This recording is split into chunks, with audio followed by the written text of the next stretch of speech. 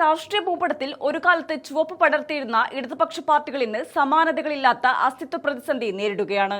ഇടതുപക്ഷ പ്രസ്ഥാനങ്ങൾ അടക്കിവാണിരുന്ന 3 പ്രധാന സംസ്ഥാനങ്ങളായിരുന്നു പശ്ചിമ ബംഗാൾ, ത്രിപുര, കേരളം എന്നിവ. എന്നാൽ കാലപ്രവാഹത്തിൽ ബംഗാളിലെ 34 വർഷത്തെ ഭരണവും ത്രിപുരയിലെ 1/4 നൂറ്റാണ്ട് നീണ്ട ആധിപത്യവും തകർന്നടിഞ്ഞു. ഇന്ന് ഇടതുപക്ഷത്തിന്റെ ഏക പ്രതീക്ഷയും അവസാന കോട്ടയായി നിലകൊള്ളുന്നത് കേരളമാണ്. എന്നാൽ 2026 നിയമസഭാ തെരഞ്ഞെടുപ്പുകളുടെ എക്സിറ്റ് പോൾ ഫലങ്ങൾ പറയുന്നത് ഇടതുപക്ഷം ഭരിക്കുന്ന ഏക സംസ്ഥാനമായ കേരളവും അവർക്ക് നഷ്ടപ്പെട്ടേക്കാമെന്നാണ്. ഇന്ത്യയിൽ ഇടതുപക്ഷത്തിന് ഭരണാധികാരമുള്ള ഏക സംസ്ഥാനമായ കേരളത്തിൽ ഇത്തവണ ഭരണം മാറുമെന്നാണ് ഭൂരിഭാഗം എക്സിറ്റ് പോളുകളും പ്രവചിക്കുന്നത്. മുഖ്യമന്ത്രി പിണറായി വിജയന്റെ നേതൃത്വത്തിലുള്ള ഇടതു ജനാധിപത്യ മുന്നണിയെ പരാജയപ്പെടുത്തി UDF വരുമെന്നാണ് 5 പ്രധാന എക്സിറ്റ് പോളുകൾ വ്യക്തമാക്കുന്നത്. മെയ് 4 പുറത്തുവരുന്ന തിരഞ്ഞെടുപ്പ് ഫലം എക്സിറ്റ് പോളുകളെ ശരിവെക്കുകയാണെങ്കിൽ പതിറ്റാണ്ടുകൾക്ക് ശേഷം ഇന്ത്യയിൽ ഒരു സംസ്ഥാനത്തും ഇടതുപക്ഷ ഭരണമില്ലാത്ത സാഹചര്യം വരും. ഇന്ത്യയിലെ ഇടതു കോട്ടകളായിരുന്നു പശ്ചിമ ബംഗാളും ത്രിപുരയും. എന്നാൽ പശ്ചിമ ബംഗാളിലും ത്രിപുരയിലും ഇടതുപക്ഷത്തിനുണ്ടായ തകർച്ച ഞെട്ടിക്കുന്നതാണ്. 1977 മുതൽ 2011 വരെ തുടർച്ചയായി 34 വർഷം ബംഗാൾ ഭരിച്ച CPM-ന് ഇന്ന് നിയമസഭയിൽ ഒരു സീറ്റ് പോലും നേടാൻ കഴിയാത്ത അവസ്ഥയാണ്. അവിടെ BJP പ്രധാന പ്രതിപക്ഷമായി ഉയർന്നു വന്നതോടെ ഇടതുപക്ഷത്തിന്റെ പ്രസക്തി ഏതാണ്ട് പൂർണ്ണമായി നഷ്ടപ്പെട്ടു. ത്രിപുരയിൽ 25 വർഷം തുടർച്ചയായി ഭരിച്ച ശേഷം 2018 അധികാരം നഷ്ടപ്പെട്ട ഇടതുപക്ഷം ഇന്ന് അവിടെയും ദുർബലമായ സാന്നിധ്യമായി ഒതുങ്ങി.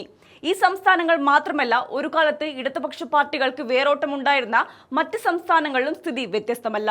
ബീഹാറിൽ CPI ലിബറേഷൻ പോലുള്ള പാർട്ടികൾക്ക് സ്വാധീനമുണ്ടെങ്കിലും അവരുടെ സീറ്റുകളുടെ എണ്ണം കുറഞ്ഞു വരികയാണ്. 2020 12 സീറ്റുകളുള്ള അവർക്ക് 2025 തെരഞ്ഞെടുപ്പിൽ കേവലം 2 സീറ്റുകൾ മാത്രമാണ് നേടാനായത്. തമിഴ്നാട്ടിൽ ദ്രാവിഡ പാർട്ടിയുമായുള്ള സഖ്യത്തിലൂടെയാണ് ഇടതുപക്ഷം നിലനിൽക്കുന്നത്. DMK നേതൃത്വത്തിലുള്ള സഖ്യത്തിൽ CPI-ക്കും CPM-നും 5 വീത സീറ്റുകളാണ് ലഭിച്ചത്. മഹാരാഷ്ട്ര, ഒഡീഷ, തെലങ്കാന, ജാർഖണ്ഡ് എന്നിവിടങ്ങളിൽ ട്രേഡ് യൂണിയനുകളിലൂടെയും കർഷക പ്രസ്ഥാനങ്ങളിലൂടെയും ചെറിയ തോതിലുള്ള സാന്നിധ്യം മാത്രമായി ഇടതുപക്ഷം ഒതുങ്ങി. ഇടതുപക്ഷത്തിന്റെ ഈ തകർച്ചയ്ക്ക് പിന്നിൽ പല കാരണങ്ങൾ ചൂണ്ടിക്കാണിക്കപ്പെടുന്നുണ്ട്. അതിൽ പ്രധാനം ഭരണവിരുദ്ധ വികാരമാണ്. പ്രത്യേകിച്ച് ബംഗാളിലും ത്രിപുരയിലും ഇടതുമുന്നണി സർക്കാരിനെതിരെ വലിയ ജനവികാരമുണ്ടായിരുന്നു. ദീർഘകാലം ഭരിച്ച സംസ്ഥാനങ്ങളിൽ ജനങ്ങൾക്കുണ്ടായ വിരസതയും സാമ്പത്തിക നയങ്ങളും ഭരണമാറ്റത്തിലേക്ക് നയിച്ചു. വ്യവസായവൽക്കരണവുമായി ബന്ധപ്പെട്ട വെല്ലുവിളികളും പൊതുജന പിന്തുണയിലെ ഇടിവിനുമൊപ്പം BJP-യുടെ സ്വാധീനവും ഇടതുപക്ഷത്തിന്റെ വോട്ട് ബാങ്കിൽ വിള്ളലുണ്ടാക്കി. കൂടാതെ യുവാക്കളെ ആകർഷിക്കുന്നതിൽ പരാജയപ്പെട്ടതും വലിയ തിരിച്ചടിയായി. അതേസമയം തെരഞ്ഞെടുപ്പ് രാഷ്ട്രീയത്തിൽ തിരിച്ചടികൾ നേരിടുമ്പോഴും ട്രേഡ് യൂണിയനുകൾ, കർഷക സംഘടനകൾ, സാമൂഹിക പ്രസ്ഥാനങ്ങൾ എന്നിവയിലൂടെ തങ്ങളുടെ സാന്നിധ്യം ഉറപ്പിക്കാനാണ് ഇടതുപക്ഷ പാർട്ടികൾ ശ്രമിക്കുന്നത്. എന്നാൽ ജനഹിതം എപ്പോഴും പ്രവചനാതീതമാണെങ്കിലും ജനാധിപത്യത്തിന്റെ സൗന്ദര്യം ഇത്തരം വെല്ലുവിളികളെ അതിജീവിച്ച് മുന്നേറുന്നതിലാണ്. കേരളം എന്ന അവസാന ഇടതുകോട്ട തകരുമോ അതോ കൂടുതൽ കരുത്തോടെ നിലകൊള്ളുമോ എന്ന ചോദ്യത്തിനുള്ള ഉത്തരം മെയ് 4 അറിയാം.